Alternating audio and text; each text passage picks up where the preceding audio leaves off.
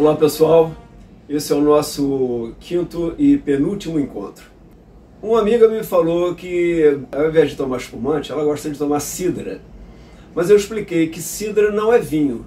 Eu também gosto de cidra, uma cidra geladinha, é muito gostoso. Mas cidra não é vinho, a cidra é feita de maçã.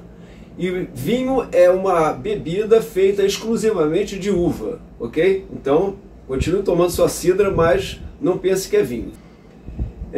Hoje eu vou me concentrar no que mostrar a diferença, o que é folclore, o que é frescura, do que é correto, do que é necessário, do que é verdadeiro, o que faz sentido, né, no mundo do vinho. É que o mundo do vinho ele é cheio de rituais. Alguns nós deixamos para os enólogos e para os sommeliers, que são os profissionais do vinho. Outros a gente deve fazer, deve cumprir, porque garante que a gente está fazendo a coisa correta. Por exemplo, para a gente garantir que não estamos tomando um vinho estragado, um vinho passado, nós temos que cumprir 3 rituais. São os seguintes. O primeiro, não precisa cheirar a rolha, deixa isso para o profissional, ele vai. É só olhar para ver se a rolha está com a ponta molhada. Isso garante que ela estava bem guardada, ela estava guardada, a garrafa estava deitada. O segundo é rodar o vinho.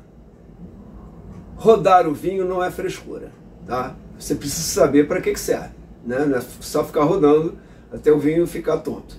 É para quê? Para a gente observar a cor, se a cor está firme, se ela não está além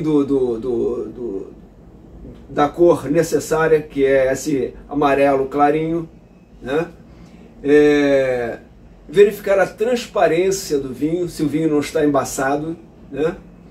E liberar os aromas. O vinho, quando fica dentro da garrafa, os aromas ficam meio tristes, meio encabulados. Quando você roda o vinho, você libera os aromas. E aí você pode cheirar o vinho. É necessário cheirar o vinho, sim, porque pelo aroma você também descobre se ele está ruim, se ele está estragado, se ele está passado, né? E segura-se pela haste. As pessoas falam, não, tem que segurar pela haste. Sim, tem que segurar pela haste. Se você segurar o vinho aqui, primeiro, você não vê o vinho, né, legal, você não vê a transparência, não observa com todo o potencial a cor do vinho, e é meio difícil rodar o vinho segurando aqui no copo, né? Então, o vinho é para isso. E também porque a nossa mão ela tem uma temperatura do corpo, 36,5 graus. Quando você segura aqui no copo, né, você está esquentando o vinho. O vinho, esse por exemplo aqui, que é um vinho branco, ele tem que estar numa temperatura baixa, né, em torno de 12 graus. Se você começa a segurar, ele vai esquentando. Tá? Então evita segurar no copo. A haste foi feita desse tamanho, que é exatamente para a gente segurar. Por último, é bom lembrar que o vinho é um complemento alimentar. Ele é uma bebida para acompanhar as refeições. Embora em alguns países, principalmente na Itália e na França, é muito comum o pessoal, após o expediente de trabalho, parar nos cafés, nos bares, né, nas praças e tomar uma taça de vinho, principalmente o branco, o rosé ou um espumante.